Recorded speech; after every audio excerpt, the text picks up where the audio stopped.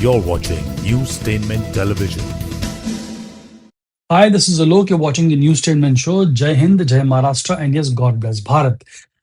Netflix पे आई नई series operation Safed Sagar is an amazing series. आप में जरूर देखना चाहिए अगर आपने नहीं दिखा है अब तक तो।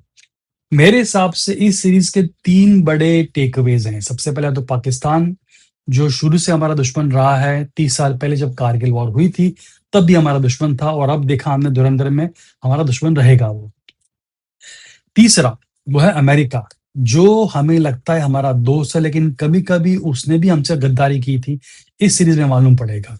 और तीसरा, amazing work done by Indian air force, उनका contribution in the Kargil war, उनकी प्लानिंग, उनकी रेजिलियंस, उनका टेक्नोलॉजिकल चैलेंज को हेड अवे अटेंड करना, फिगर आउट करना, and not to forget squadron leader Ajay Ahuja's bravery in the Kargil war.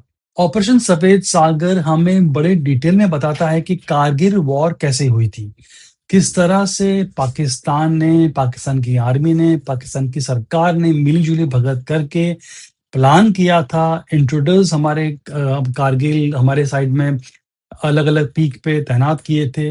How did it actually happened? Series के पहले 2-3 episode ये बताते हैं कि कैसे हुआ था। How did Pervez Musharraf, how did Nawaz Sharif, they all combined forces, how did the entire system combine forces to fool the world and also fooled India and betrays India trust, because especially उस वक्त 1999 में 26 साल पहले वाजपेयी साहब बस लेके गए थे लाहौर में एज अ पीस डील, तो उसको बिट्रे करना। एंड ऑल्सो सीरीज में बड़ा अच्छे से बताया है कि लाइव फुटेज को एक्चुअल सीरीज में इनकॉर्पोरेट किया है, बताया कि किस तरह से वाजपेयी साहब बस लेके गए थे। तो ये सब जस्ट लाइक धुरंधर में बताया था, तो वैसे करके series becomes very authentic and interesting to watch. It also gives you very detailed study analysis of how Indian air force fought a war at 18,000 feet, because अमूमन जो एयरफोर्स होती है दुनिया की, वो जमीन पे रखे हुए टारगेट्स को हिट करती है। बट हमारे जो पीक्स ऑक्यूपाई हो गए थे कारगिल में बाय पाकिस्तानी इंट्रूडर्स, उसको वो ऑलरेडी 18,000 फीट पे थे। और जो प्लेन होता है, मिग है, मिराज है, जो फाइटर प्लेन्स होते हैं, वो 30,000 फीट पे उड़ते हैं। तो वो एक बहुत बड़ा चैलेंज था, पिन पॉइंट जगह पे ब्लास्ट करना यूजिंग दोस प्लेन्स जो 900,000 किलोमीटर पर आर की स्पीड पे उड़ते हैं। और इसको प्रैक्टिस करने के लिए वो जमीन पे, नॉर्मल जमीन पे उन लोग प्रैक्टिस कर रहे थे कि भाई ये पिन पॉइंट है, तो using GPS they were trying to target and hit those GPS location. But वो हमेशा 350-300 मीटर ऑफ रहते थे। They were not able to actually hit the target despite all their calculations, सब कुछ स्टडी करने के बाद भी। और बाद में मालूम पड़ता है कि जो जीपीएस वो लोग यूज कर रहे थे वो अमेरिकन मेड थे, और जीपीएस का लोकेशन उनको मिल रहा था, वो पेंटागन ने जानबूझकर 300 मीटर ऑफ कर दिया था। हम यूएस को हमारा दोस्त बोलते हैं, ताकि हम कारगिल के पीक पे जो पीक्स हिट करना था वो हिट न कर पाए। तो जब इंडियन एयरफोर्स को मालूम पड़ा तो उन्होंने रिकैलिब्रेट किया कैलकुलेशन से, और फिर जाके बराबर उन पीक्स को हिट किया, so that we can regain control over the occupied peaks by Pakistani intruders. So like this Indian air force के जो बहुत सारे चीजें बताई हैं जो पहले कभी की नहीं गई थी। इनफैक्ट 18,000 फीट पे फाइट करना in itself was first in the world. No other air force had done that. And also for Indian Air Force, वो क्लोज फॉर्मेशन में उड़ना, ताकि रडार पे एक बड़ा डॉट दिखे, instead of looking at 5-6 dots, वो क्लोज फॉर्मेशन में उड़ना और एक्चुअल टारगेट पे जाके स्प्लिट हो जाना, इसकी उन्होंने कैसे प्रैक्टिस की थी वगैरह वगैरह, ये काफी अच्छे से बताया है, वो डिटेल में बताया है। दिस विल टेल यू कि what a fabulous contribution Indian air force had during Kargil war. और ये बात जिमी शेरिगल साहब ने भी कही थी। उन्होंने जब स्क्रिप्ट पढ़ी, उनको खुद को मालूम पड़ा कि ऐसा कारनामे किए थे, तो he felt very proud about the Indian air force. I think ये मत देखिए कि 27 साल लग गए, ये देखिए कि 27 साल के बाद आ तो रही, क्योंकि इससे पहले मुझे नहीं लगता कि बहुत सारे लोगों को पता भी होगा कि एयरफोर्स का योगदान क्या था कारगिल वॉर में, कैसा वर्ल्ड रिकॉर्ड सेट किया था उन्होंने। ये सब चीज़ों के बारे में I think it's very important for this newer generation also to know, and हम लोग को भी। हमारे पास जब तक ये सारी डिटेल्स नहीं आए तब तक हमें भी नहीं पता था। हम झूठ क्यों बोले, वो क्यों नहीं पता था, बिकॉज सामने कभी आया नहीं। तो I think it's very important to have these kind of stories to be told and shown to people, जो ऑथेंटिक है, जिनकी ऑथेंटिसिटी जो है उसके ऊपर आप उसके अलावा भी कोई बेवकूफ़ बोलेगा ये रिग्ड है तो वो बकवास है। आप समझो आजकल ये बड़ा चल गया है, ये रिग्ड है, ये रिग्ड है। तो क्या है, ये ऐसा कुछ नहीं है। जो सच्चाई है वो सामने आनी चाहिए। ये जितने बच्चे हैं आज की डेट में, जितनों को भी मिलो, हमारे ज़माने में आप पूछिए, मैं हमेशा बोलता हूँ पब्लिक स्कूल से बिलोंग करते हैं, 99.999% people wanted to join the arm forces.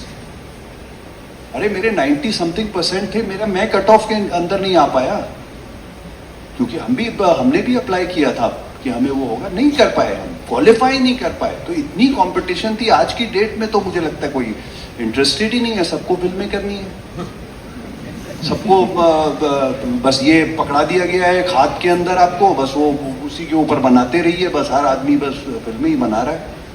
तो देश के लिए कौन लड़ेगा भाई?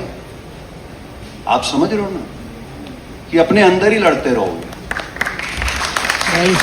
आप समझ रहे हो? तो I think it's very important for the younger generation to watch these heroes, these people who sacrifice their lives for their country. They are the sacrifice, nothing else. आप समझ रहे हो? So it's very important for those people, to youngsters, to watch it and say, I want to join the Air Force. और अगर वो खुद भी उनकी उम्र निकल गई होगी तो अपने होने वाले बच्चों को बोलेंगे कि we want them to join the Air Force. इतना भी हो गया तो बहुत। What a statement to actually end this. और ये सीरीज देखने के बाद आपको भी you will feel proud about Indian air force की किस तरह से उन्होंने कमाल का काम किया था। हमने कारगिल वॉर को बाकी फिल्मों में देखा है, स्पेशली फिल्म लक्ष्य में, तो 2004 में आई थी, फरहान अख्तर की, ऋतिक रोशन की। उसमें भी बताया गया था कि कैसे आर्मी ने पीक बाय पीक कॉन्कर करके कारगिल वॉर जीती थी। लेकिन इस फिल्म में बताया है कि इंडियन एयरफोर्स ने वो एकदम क्रूशल बॉम्बिंग की थी, जिसकी वजह से Indian army could conquer those peaks. अगर मान लो इंडियन एयरफोर्स नहीं कर पाती तो आर्मी कवर कर लेती, लेकिन ये मिली जुली कंट्रीब्यूशन से, कोलैबोरेशन से, this Kargil war was really won by Indians. With regards to casting, Siddharth plays squadron leader Ajay Ahuja, और सिद्धार्थ साहब ने बड़े सिंसेरिटी से, बड़ी ह्यूमिलिटी से इस रोल को निभाया है। I think even during promotions also he was very sincere about the role. तो even during promotion of the series जब भी बातें होती थी कि कोई उनको पूछता था कि how did you play the role, he used to get very emotional. And now I know क्यों, बिकॉज उन्होंने स्पेशली जो टॉर्चर सीन था सीरीज में, उन्होंने बड़ा अच्छे से निभाया है एकदम। He is not looking a macho person की 6 पैक्स है वगैरह, वेरी सिंसियरली, बड़ा अच्छा अदब से, और बड़ी he's done a good job of it. और जहाँ तक मैं स्क्वाड्रन लीडर अजय आहूजा के बारे में काफ़ी कुछ बोलना चाहता हूँ। एक चीज़ मैं बता दूँ, एज एन एक्टर हर प्रोजेक्ट में आपका एक फीडबैक लूप होता है। जिस दिन आप एक प्रोजेक्ट को एक्सेप्ट करते हैं, फिर वो प्रोजेक्ट 1-2 साल बाद रिलीज होता है, लोग देखते हैं, उसको पसंद नापसंद करते हैं, कुछ और लोग कुछ क्रिटिकल देते हैं, कुछ और उसने कितना पैसा बनाया उसके हिसाब से आपने सही डिसीजन लिया ये प्रोजेक्ट करके या नहीं करके, पूरा एक फीडबैक का प्रोसेस होता है। ऑपरेशन सफेद सागर के मामले में मेरा सिर्फ एक क्वेश्चन पेपर है, अलका मैम ने क्या कहा। So she is waiting to watch it, I am waiting for her to watch it. उसके बाद वो मुझे जो भी फीडबैक देंगी उसके हिसाब से मैं स्क्वाड्रन लीडर अजय आहूजा के बारे में बात कर सकता हूँ। नहीं, आई थिंक जो मैंने इन लोगों से, यंगस्टर्स से ज़्यादा सुना है सिद्धार्थ के बारे में, आई थिंक इसमें उन्होंने जस्टिस किया होगा। Because Ajay too was a very fun loving person, very sincere about his own work. So I think justice किया होगा. I'm too sure. And I'm really thankful to Netflix, Kushal, and the whole complete team for this wonderful project. Wow. I'm sure, and I'm sure that you all will like it. Thank you. कल रात अभिजीत परमार और मेरी phone पे एक बात बहुत देर तक बात हुई है रात को. वो भी बहुत इमोशनल किस्म का बंदा है, मैं भी वैसा ही हूँ. और उनको तो 5-6 साल लग गए इसको इस मुकाम तक पहुंचाते हुए. मैं तो सिर्फ 2 साल से हूँ उसके साथ. लेकिन मैम कल रात हमने आपके बारे में बहुत बात की. Really. एंड आपने अभिजीत से जो बोला, आपने मुझसे जो बोला, वो बहुत स्पेसिफिक बातें हैं जो मैं आपके साथ बाद में शेयर करूंगा. But from Abhijit side and my side and from everybody on this stage, thank you so much for the permission to do this. We would not have done it without your permission. Thank you. In fact, I would say I will see. I don't have any videos of Ajay. At least I have an image of Ajay now. Thank you. Thank you, Siddharth. Thank you, ma'am. Thank you very much, ma'am. Jimmy Shergill plays Wing Commander B.S. Tony Dhanoya. He's done a good job. बाकी actors हैं अभय वर्मा जो flying officer Rajpal Singh Dahiwal हैं. Mihir Ahuja plays flying officer B.H. Bal Reddy. Taaruk Raina plays flight lieutenant Jitendra Sanwag. Anjan Srivastava he plays Atal Bihari Vajpayee साहब. विनय पाठक plays Nawaz Sharif and Manu Rishi plays Parvez Musharraf. All the actors, the veterans, the new age actors, and also actors like Siddharth and Jimmy Shergill, all of them have done an amazing job. और मुझे लगता है कि one special mention to actor Manu Rishi. उन्होंने परवेज मुशर्रफ का role अदा किया है एंड ऐसा लगता है कि परवेज मुशर्रफ सामने खड़ा है. Outstanding job he has done. So I personally believe people have seen Dhurandhar and they know कि किस तरह का रवैया रहा है पाकिस्तान का टुवर्ड्स इंडिया. एंड सफेद सागर ने बताया है कि किस तरह से Pakistan betrayed India in the Kargil war 26 साल पहले. और हमारे न्यू जनरेशन जो यंग जनरेशन है जो 2001 में पैदा हुई थी, उनके लिए देखना बहुत जरूरी है.